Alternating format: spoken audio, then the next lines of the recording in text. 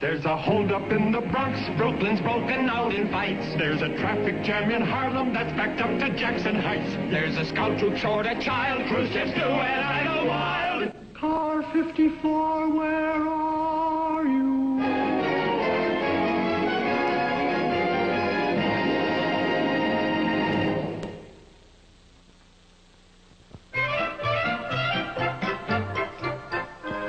Wonderful dinner, Lucille.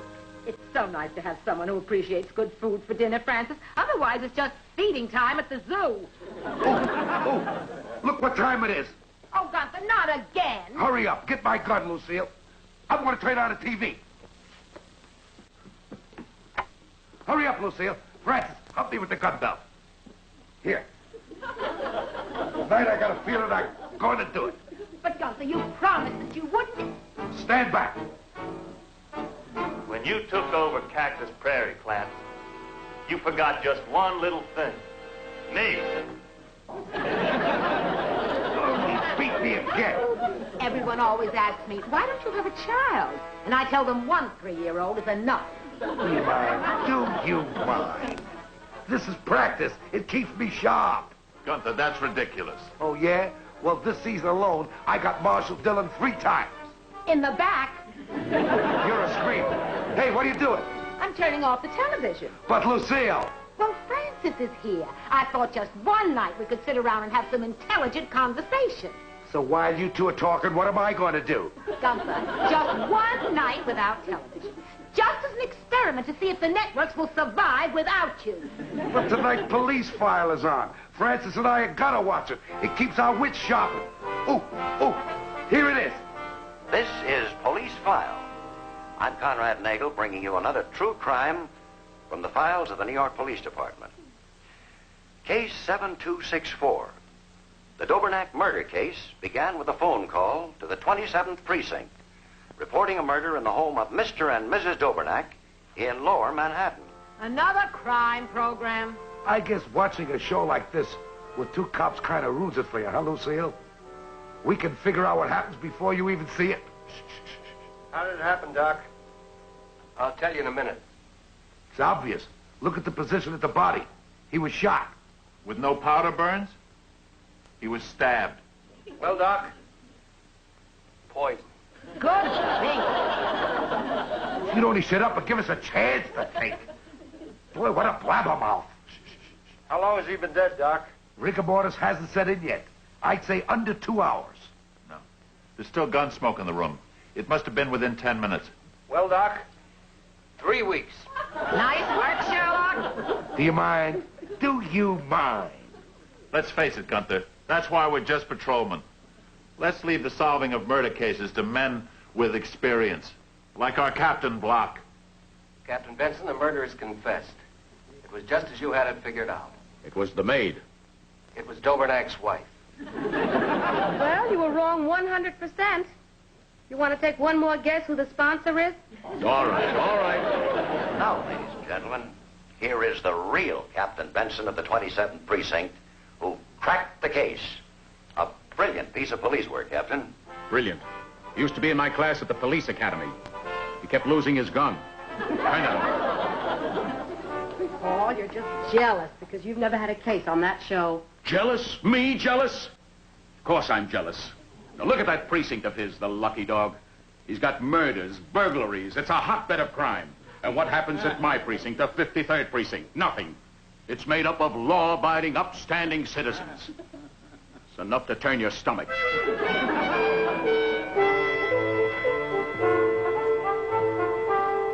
Good morning, Captain. Leo, anything happen? Oh, everything's nice and quiet. Nice and quiet.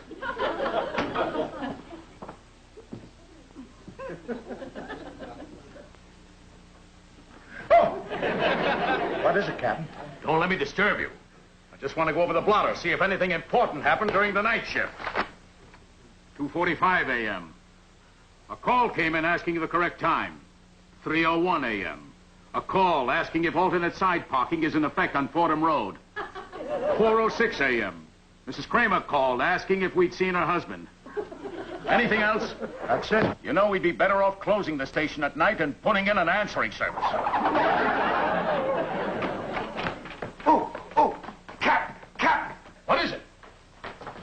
It happened. It happened.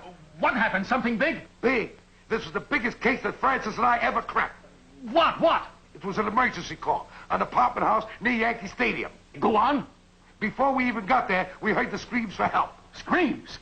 We rushed up there, Captain, and who do you think it was? Yogi Berra. Yogi Berra? He was screaming, help, help. Francis and I knocked the door down and rescued him. Quick, was it a burglary, a kidnapping attempt? No, he locked himself in a bathroom. He locked himself in the bath. Yogi Berra locked in a bathroom. Well, that was our big case for the year.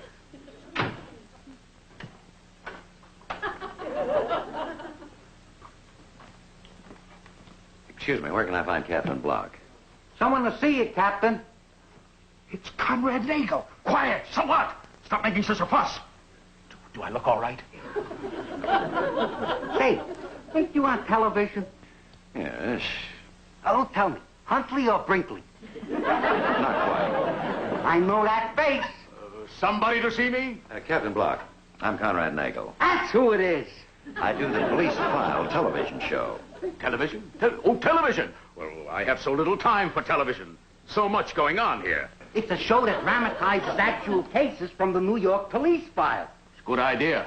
Captain, I'm working on one of the biggest cases we've ever had, and it came right out of this precinct, the 53rd. My precinct? That's right. If I can clear up certain facts, I think it will reveal one of the greatest pieces of police work ever performed by a precinct captain. One of the greatest pieces of police work by a captain, eh? That's right. Oh, please step into my office. Thank you.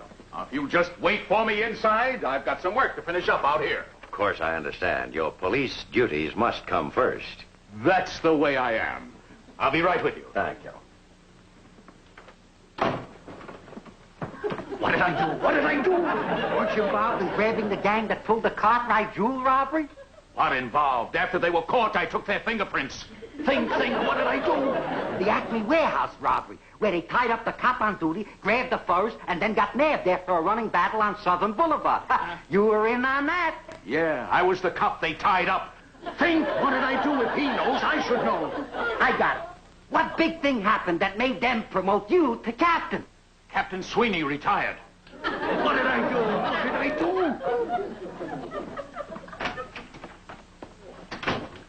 Sorry I kept you waiting, but it never stops around here. Oh, I understand. Now, you were talking about some case. Yes. Captain, if I can get the facts, this will make the most exciting program we've ever had. Well, I'd like to give you the facts, but I've been on so many cases. Of course. Only you weren't in on this one. But you mentioned a captain of the 53rd Precinct. The man who was captain in 1919.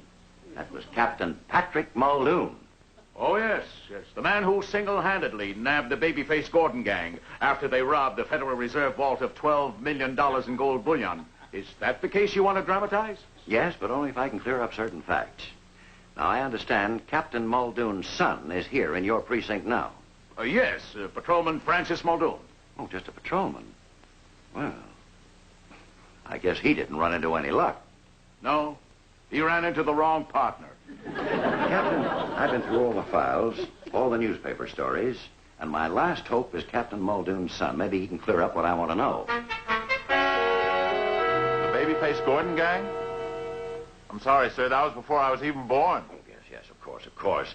But didn't your father ever talk to you about it?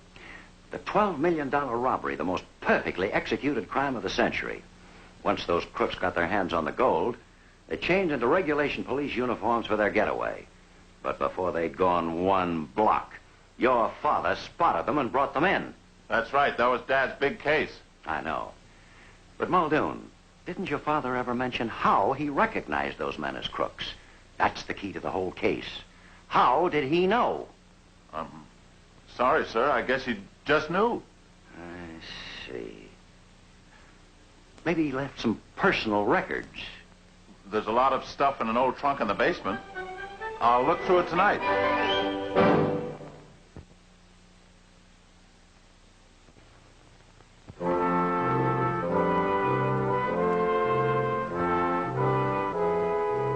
Boy, what a cop he was. An autographed picture from President Woodrow Wilson. Listen, to Patrick Muldoon, for heroic work in the Federal Reserve robbery case. Here's a picture of him when he was just made captain. He was only 25 years old. Look at me, I'm 36 and still a patrolman. Don't feel bad, Francis. People were much younger then. Yeah. Here, look at this. Hey, it's my father's diary. Listen to this. October 27th. Today I received the Special Commissioner's citation for capturing the Babyface Gordon gang with $12 million in gold bullion they had just robbed from the Federal Reserve storage. What a hero I am. I wonder if they would still think I was a hero if they knew how easy it was to nab them. Easy? This is the story of the famous Federal Reserve gold bullion robbery. On the afternoon of October 15th, 1919, one of the cleverest gangs in the history of American crime gathered in a room at the Royal Arms Hotel on East 67th Street, Manhattan. The mastermind of the gang was the notorious Babyface Gordon, who had spent 2 years planning the robbery. Next in command, Swifty Swanson, an acrobat with the speed of a deer. For a lookout, the gang had Harry Carson, alias the Hawk, a man with fantastic vision. For sheer power and strength, there was Muscles McGurk. But last but not least, there was Trixie Latouche, the gang's decoy. Many a man lived to regret her false kisses. 2:43, 1 minute to deadline. Final check. Muscles? I got the route, and we hit the place at 2:51. Swifty? I jumped the wall, get the inner door. Hawk? I got the layout. Trixie? I'll take care of the guard. Okay, let's go.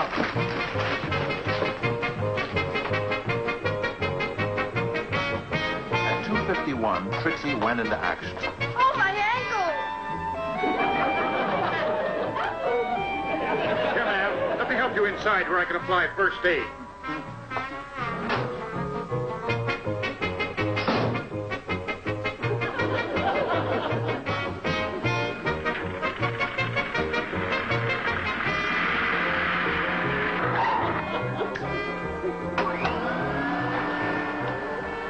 At 2:52, the first stage was over.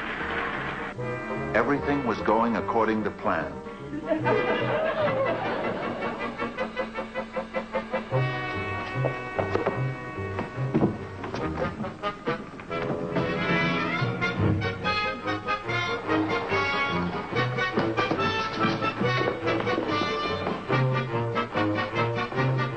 Drill.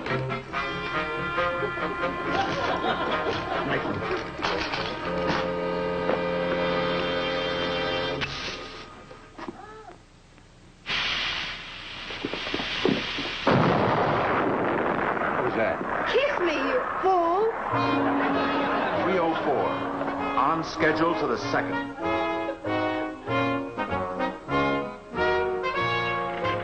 3:05. And now for the perfect getaway. Into the police uniforms that Babyface had provided. No one would stop a police car with 4 policemen obviously on duty.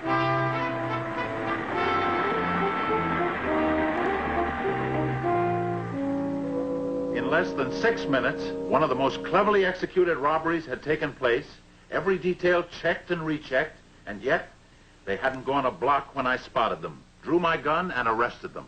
Wow. What a cop your father was. How did he figure out that they were the guys? The capture of Babyface and the cracking of the $12 million robbery made me a hero. They called me a genius, but I'm ashamed to say that spotting them as crooks was the simplest thing in the world. This clever gang, after 2 years of painstaking planning, made a most ridiculous mistake. And that mistake was... Oh, no! Well, what was the mistake? Oh, brother. Why, the dumbest cop on the force could have spotted that. I'll even go further. I could have even have spotted that. No wonder my father never mentioned it. Let's go call Mr. Nagel. No. Don't you want your father's story on TV? No. No. My father had a great career after that, and I don't want it tarnished by the fact that the one big case that launched it was just a simple routine arrest. You see, everybody gave my father credit for being a genius. I know what you mean. You'll have to send this picture back to President Woodrow Wilson. Oh, well, I guess that's that. Not quite. Gunther, I won't be able to sleep a wink until I find out something. What? How could the cleverest gang this country ever saw, after years of planning every detail, make such a dumb mistake? I gotta talk to that gang and find out. But Francis, none of them is still around. They all did 20 years in Sing Sing for that job. The whole thing was over 40 years ago. Gunther, I gotta find out. Swifty Swanson and Babyface Gordon. That's right. The clerk at Records is looking them up. Francis, it was 40 years ago. I know, but Gunther, I just have to find out. Hello? The only one we got a line on is William Babyface Gordon. He did 20 years for a gold robbery. Got out in 39. No police record after that. Went straight, I guess. Here's his last known address.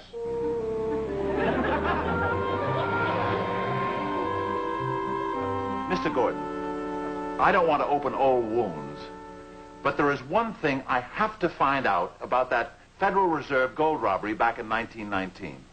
Oh, that. And we were all young and foolish, and we paid the price. See, that's a wonderful attitude.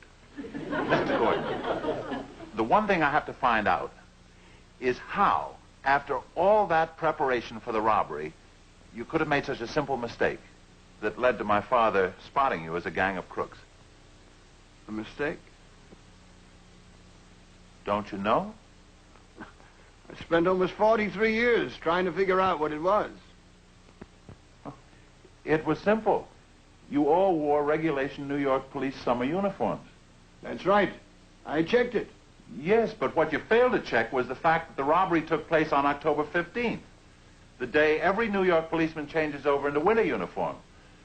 So when my father saw 4 cops dressed up in summer uniforms, he knew at once you weren't police. What a stupid mistake. Don't feel too bad. I make the same mistake every year. Winter uniforms. I thought I planned the perfect crime. Well, I hope you don't mind us telling you this, Mr. Gordon. Oh, no. It just reaffirms my faith that it was Providence that caused me to make the mistake that returned me to a useful, respectable life. Well, this is our lunch hour. We'd better go. Thanks very much, Mr. Gordon. Bless you, boys. Bless you. Bless you. Thank you very much.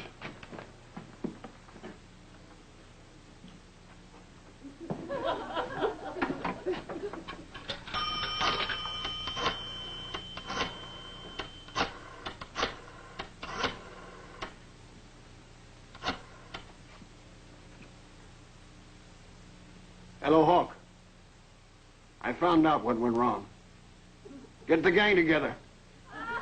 We're doing it again. This time we can't miss.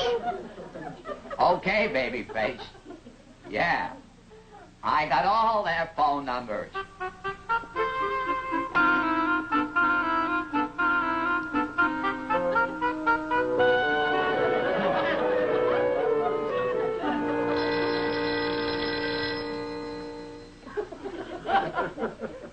Janitor!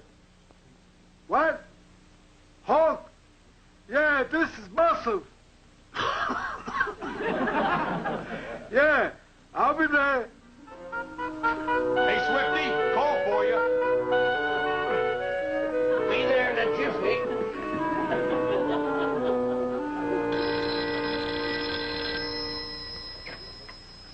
Hello? Trixie? Trixie LaTouche? Mother, a call for you.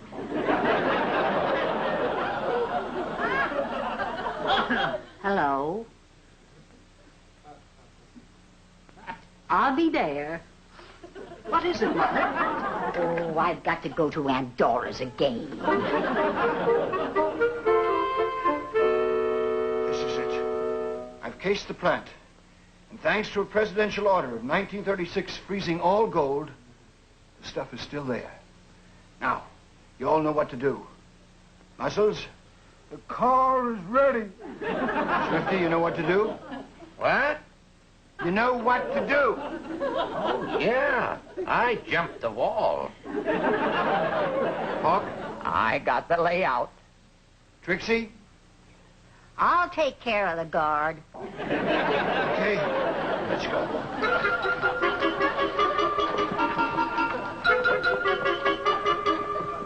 Swifty, come on. Coming.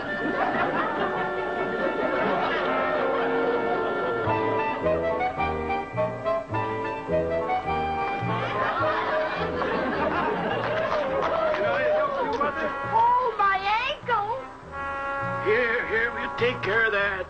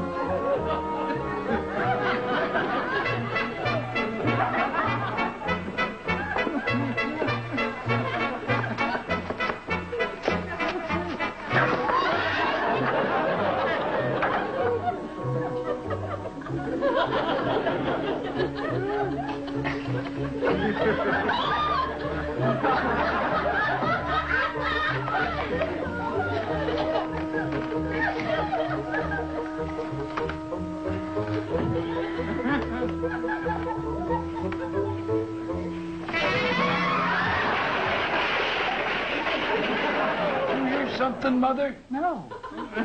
Your move. Drill. Huh? Get the drill. What? Get the drill. Oh, the drill. And hurry it up. I said hurry it up.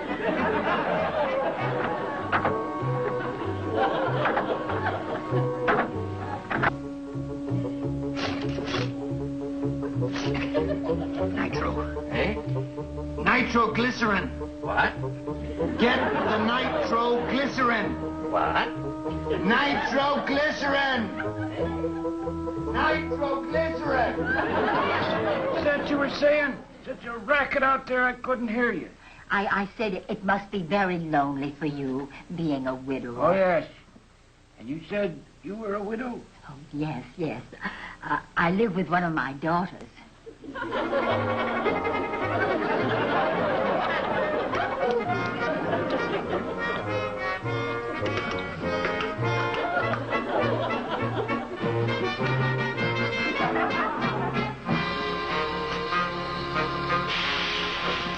Run for cover.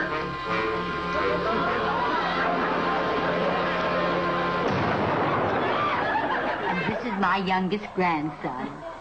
A fine-looking boy. This is my grandchildren. Here it is, boys. Come on, Muscles. I can't lift it. How are we going to get it out of here? What's the difference? What good will the money be to us now, anyway? You're right. The main thing, boys, we showed them that we could pull off the perfect crime. And now for the perfect getaway. You got the police uniforms? In the car. Winter uniforms? Winter uniform. Now, let's put them on. This time, not a cop in the world will be able to spot us. Come on. My daughter Matilda can be our maid of honor. And my great-great-grandchild Joel can be the ring bearer. I retire in a month. And then, St. Petersburg, here we come.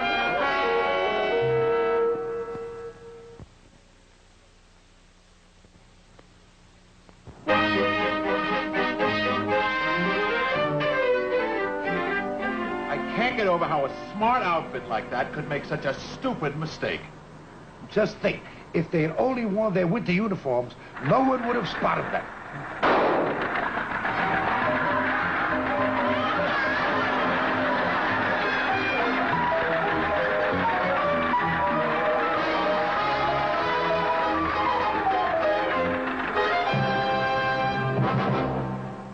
There's a holdup in the Bronx, Brooklyn's broken out in fights. There's a traffic jam in Harlem that's backed up to Jackson Heights. There's a scout troop short a child, cruise ships do and I go wild. Car 54, where are you?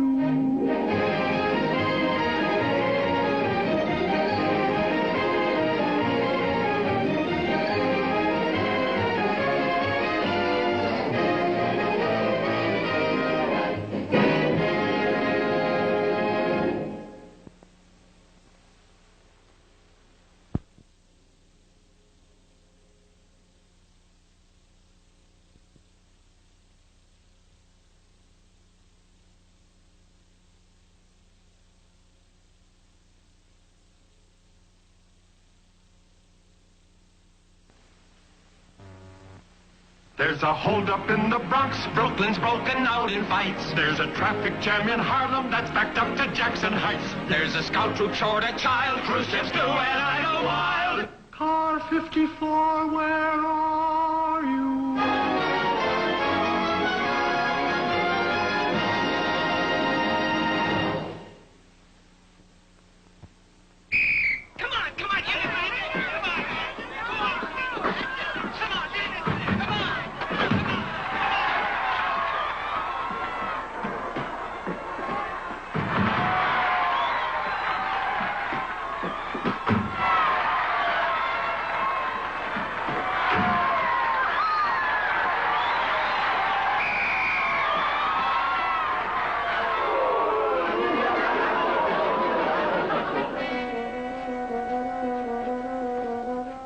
Come on, men, don't take it so hard.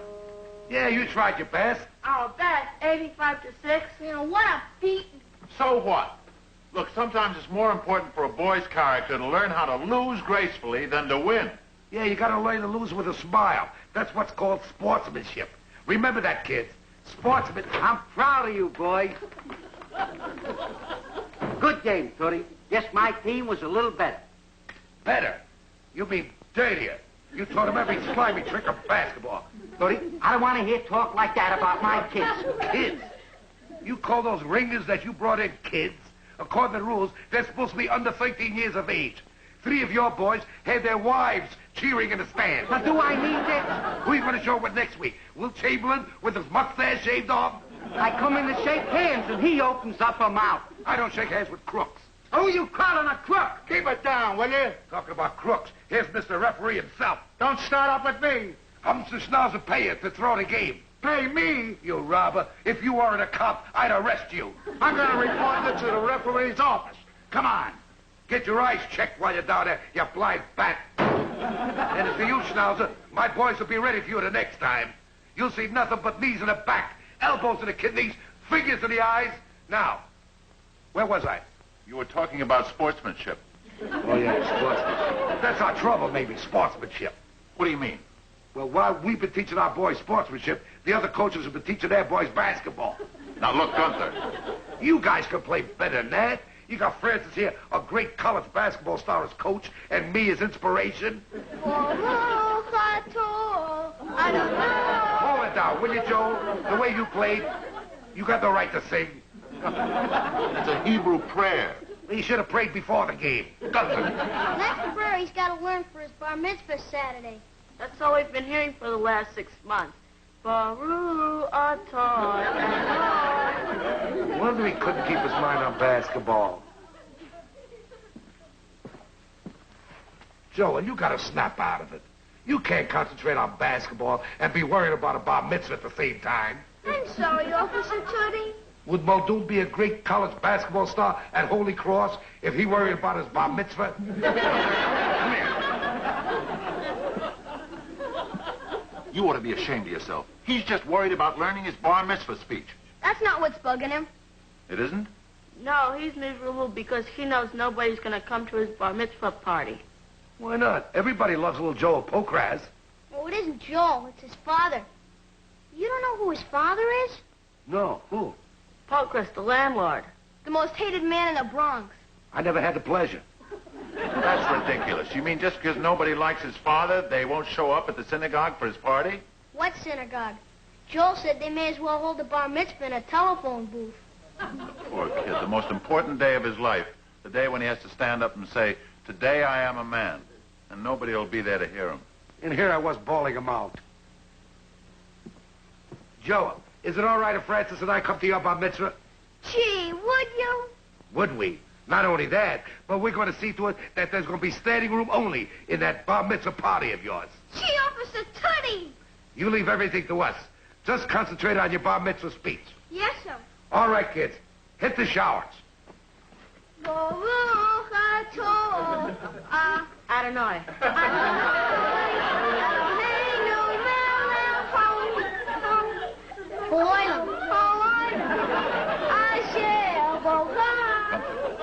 How could you promise him a full house?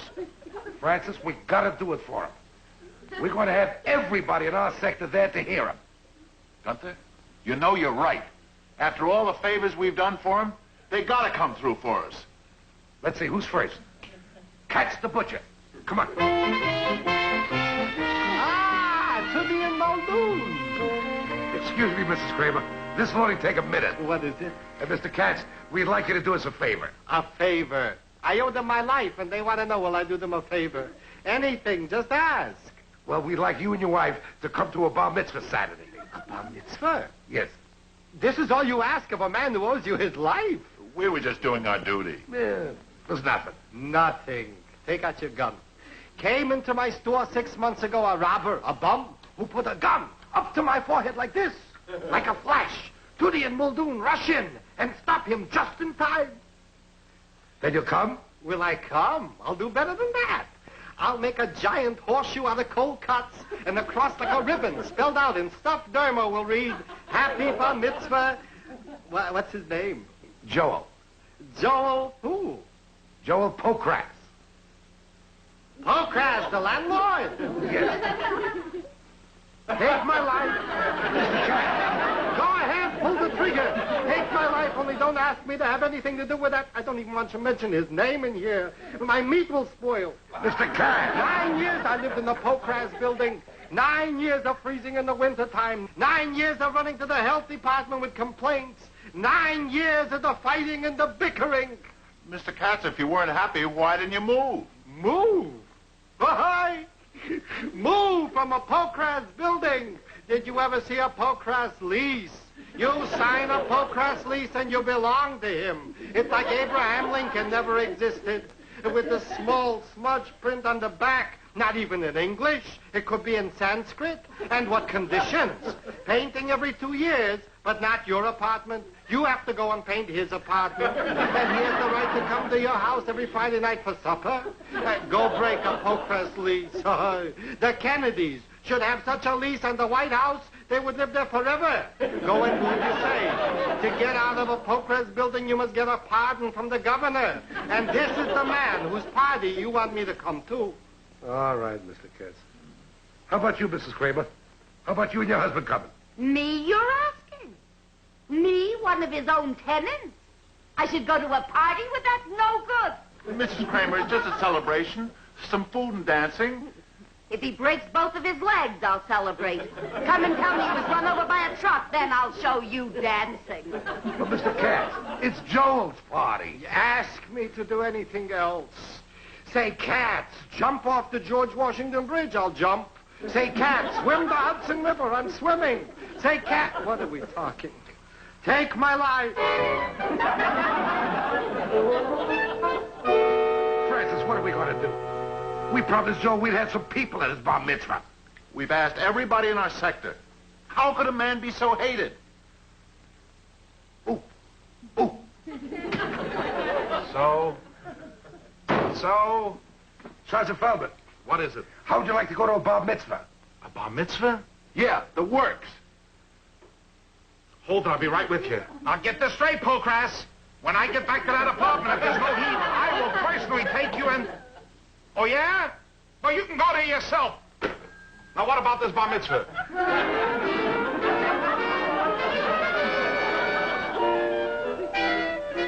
Gunther, watch it. Here comes Schnauzer. Don't worry, I know what to do. Hi, Leo, old pal. Did somebody call me old pal? Leo. Old pal. Yesterday after the basketball game, I was a crook. Suddenly, in 24 hours, I became an old pal. Now, look, Leo, you know Gunther didn't mean it. And to make it up to you, we want to invite you to a bar mitzvah. That sounds good. Whose kid is getting bar mitzvah? It's Eingrass. 13 already? No, it isn't Tannenbaum's kid. Ought to be a lot of food there, a lot of dancing. Everybody's going to be there. That sounds great. Who's getting bar mitzvah? It's Grub Grass. Boy, it can't be. Just got married. No, it isn't Stockbridge's kid. Wait till I tell you about the music. It's going to be Solid Sam and the Greg Concourse 4. Boy, it's going to be a blast. I like that. Can I bring Nicholson? Bring everybody. Excuse me, but whose boy is getting bar mitzvah? It's Frank Kraft. Garfinkel's boy. Garfinkel, he's got 4 girls. No, it isn't Garfinkel. Leo, you're going to see a buffet like you've never seen before. Oh, boy, I go for that food. Then you going to come? Just try and keep me awake. Say, whose bar mitzvah is it? What difference does it make, Leo? Just show up Saturday afternoon at the Bethel Synagogue, and you'll be in for the time of your life. I'll be there. There'll be a big sign outside. Pokrass's bar mitzvah. Pokrass? The landlord? Leo, he's not your landlord. For which I should drop down on my knees and thank heavens. But he's my brother-in-law's landlord. And my mind takes me back to the first game of the World Series. I was sitting in front of my brother-in-law's television set, in color yet. The big moment had arrived. The umpire said, play ball. Suddenly, everything went black. And you know why everything went black? Because somebody up on the roof took down the television antenna and asked for $5 a month extra to keep it up there. Look, Leo. And you know who that somebody was? It wasn't cranbrass. It wasn't crabgrass. It wasn't pancrass. It was pokegrass. You want me to spell it? B-E-A-S-T. Pokegrass, the beast of the Bronx. Now, wait a minute, Leo. It's Joel's bar mitzvah, the big day that he becomes a man. I'm against it. You're against it? I'm against any pokegrass growing up to be a man. One pokegrass like his father is enough. But Leo. Keep away from me. Francis, what are we going to do? We're going to have a little talk with Mr. Pokrass himself. A talk? He can't be such a monster. I think once we make him realize what poor Joel has to go through just because of his father, we're liable to see a much nicer and sweeter man.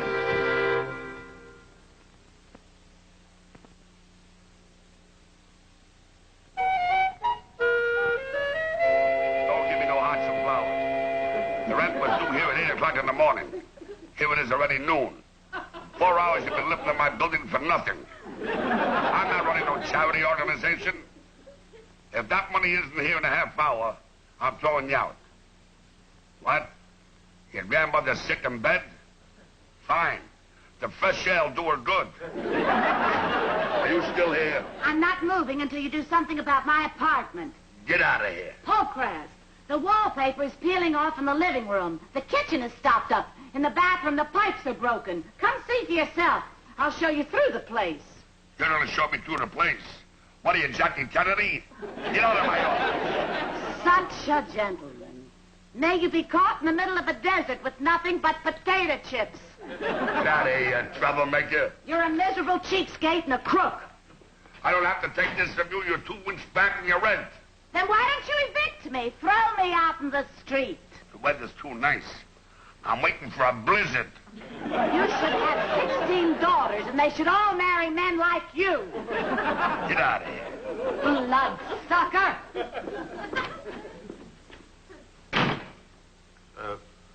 Mr. Pokrass. What is it, tickets to the policeman ball? I don't dance with policemen.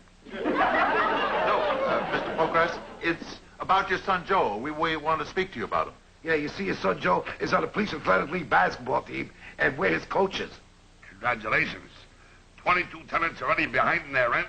I got 19 liens against one of my buildings. I lost 2 of my janitors. That's all I need now. A basketball player. Look, Mr. Pokrass, your son Joel is a nice, warm-hearted kid. Everybody loves him. Don't worry, he'll grow out of that. He's broken-hearted because nobody wants to come to his bar mitzvah. We asked everybody in our precinct. We asked everybody in the Bronx, and no one will come. Mr. Pokrass, you have to do something about it. Who said I didn't do something about it? I sent out 50 invitations, and by return mail, 54 came back. I sent out 50 and 54 came back. Even the 4 I didn't invite ain't coming. What's terrible about it? This will teach them a lesson that you can't rely on people. They're not your friends. I'm sorry, Mr. Pokrass, but that doesn't sound like what I'd like to teach my son. Your son, you teach your son what you like. I'll teach my son what I like. And eventually, my son is going to evict your son for non-payment of rent. Come on. Listen, Fleischer, if you want painting, why don't you rent an apartment from Leonardo da Vinci? No wonder nobody in the Bronx wants to come to that bar mitzvah. After beating them, I don't think I'm going to go either. Gunther, we've got to get people to go there. Come on. Where? Let's go see the one man who has to be there. Rabbi Solomon, we've got to get some people to go to Joel's bar mitzvah. I've tried. Last Saturday, in front of the whole congregation, I made an announcement about the bar mitzvah. What happened? It was another exodus. Should have some good fire drills. I'm sure you tried. I wrote out an announcement about the bar mitzvah and put it on the bulletin board. You should see what somebody else wrote on it. In a synagogue yet. Gee, Rabbi Solomon, I promised him I'm going to have people there. Isn't there anything you can do? All right. The last resort. You must understand, I only do this when there is absolutely no other way. Hello, Charlie. This is Sam. Look, Charlie, you've got to come through for me this time. I need some people to show up at Joel Pokrass' bar mitzvah. Pokrass? The landlord? How about heart, Sam? I just got off a picket line outside of one of his buildings demanding more heat. Charlie, when you needed people at that picnic to raise money for Father Flanagan's first trip to Rome, didn't I send over the girls of the Adassa? They did all right, Charlie, didn't they, huh? They certainly did. Not only did they raise the $500 for Father Flanagan to go to Rome, they also raised an extra $140 so we could take that side trip to Israel. But Sam, Pokrass, the landlord? Charlie, my back is to the wall. Okay, Sam. I'll see if I can get somebody. Same time Wednesday morning for golf? The same time. Shalom, Charlie. God be with you, Sam. O'Brien, president of our Sons of Ireland chapter. I forgot. Pokrass is suing him for using too much hot water. But, Feldman, all you have to do is show up for an hour. Me in the same room with Pokrass. I'm liable to go first throw. Leo, no, the bar mitzvah starts in a half hour. I'm not going. Okay, you'll be sorry. When your sister Felice gets married, you'll want me and Francis to be there. My sister Felice ever gets married, who needs you? The place will be jammed with curiosity seekers. Leo. Francis, did you call Rabbi Solomon? Did he get anybody? Nobody. Oh, no. Well, if we're going to make it, we just got time to dress. Come on, let's go. Come on. I'm not going. Gunther. I can't, Francis. You heard me promise Joel that I'm going to bring people to his bar mitzvah. I'd be ashamed to face him showing up with nobody. Gunther, we did the best we can do. How's he going to feel if even we don't show up? I guess you're right. Hold it, boys. I've got an assignment for you. Assignment? But, Captain, we're off duty. We got to go to a bar mitzvah. I'm sorry O'Brien and Ramirez got called in an emergency. You've got to take the prisoners we picked up today downtown to night court. But, Captain, if we don't get... I'm sorry, you're the only two men available. Is there any other way, Captain? Toody, the men have to be taken to night court. What do you want me to do? Give them subway fare and ask them to go down by themselves? No, sir. Okay, McBride. I'm sorry, fellas. Of all the rotten breaks. Come on. All right, boys, let's go.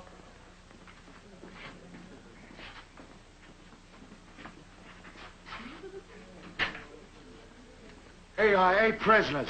Give me a receipt. Right. Now make sure they're in night court by 6 o'clock. 6 o'clock. It'll all be over by then. I know. Well, Moskowitz, Greenberg, Cohen, Isaacson, Mansfield, Houlihan, and Svensson.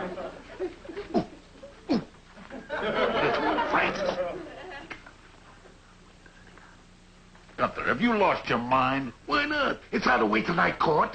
Gunther, these are prisoners. They're people. You heard McBride. As long as we get them to night court by 6 o'clock. Gunther, if you think for one minute.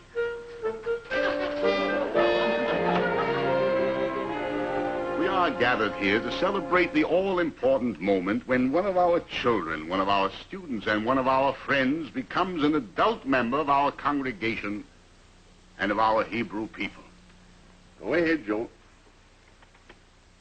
Can't we wait just a few minutes? Toody and Muldoon promised to come. Get it over with. Maybe I can get some money back on the cold cuts. Huh? They promised. So this is what's going to make you a man? Realizing how much little faith they have in people. Go ahead. Baruch atah Adonai.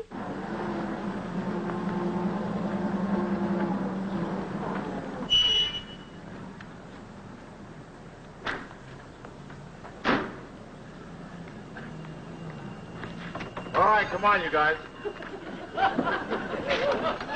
Boys, we'll never forget you for this.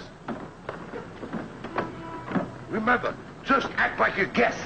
I'm on my way to night court. Suddenly I'm going to bar mitzvah. What kind of a cockamamie thing is this? Please. You're all businessmen.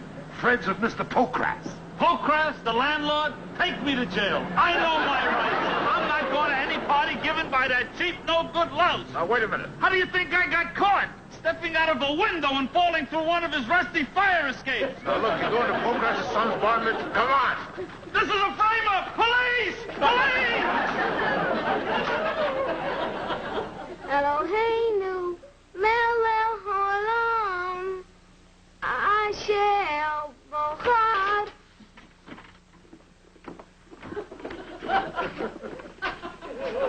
Sorry we're late. Welcome, gentlemen. We just met these gentlemen coming in the door. They're friends of Mr. Pokras. My friends.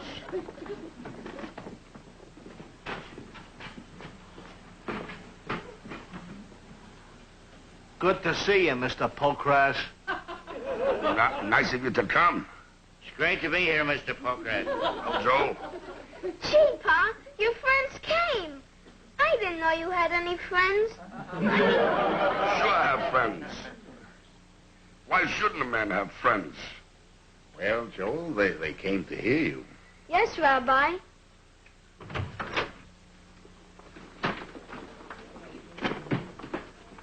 Are we late? Oh, no. Come in, dear friends. Dear friends. Who said that? Was that Pokras? It looks like Pokras. It is Pokras. Mr. Katz, Leo, you came. How stupid could we be? Because of the father, we should punish little Joel? Please come in. Join me in my happy hour. It can't be Pokras. It looks like Pokras. It is Pokras. Welcome. Sit down.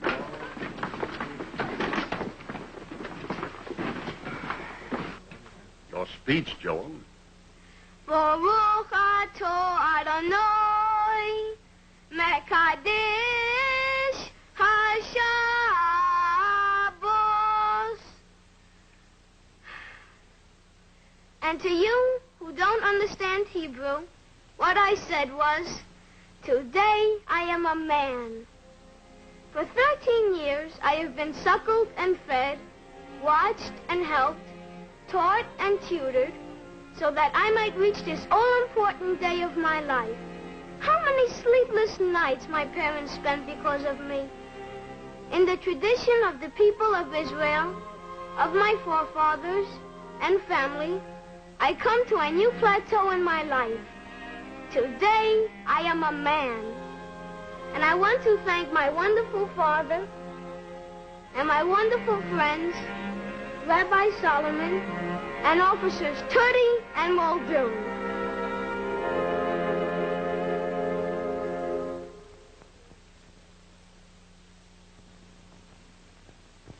Come in. I'll just be a minute. I'm talking to my lawyer. At least it was a minute ago. Hello, Miss Crown. Did you do like I told you? Did you spill the water on his face? Good. Is he coming too? Let me talk to him. Hello, Harold. Yes, I want a 50% decrease for all the tenants. Yes, and paint the apartments, plenty of heat, and new refrigerators. Hello, Harold. Harold. Hello, Miss Brown. You painted it in? I'll call you back. What is it, my dear friends? Well, you see, Mr. Pokras, those people that we brought... You mean Moskowitz, Horowitz, and the rest? Yeah, you see, they... Don't worry about it. When they come out of jail, I got a job for all of them. Gee, Mr. Pokras, that's wonderful. Wonderful, he says. Yesterday, my son was bar mitzvahed, but it was me who became a man.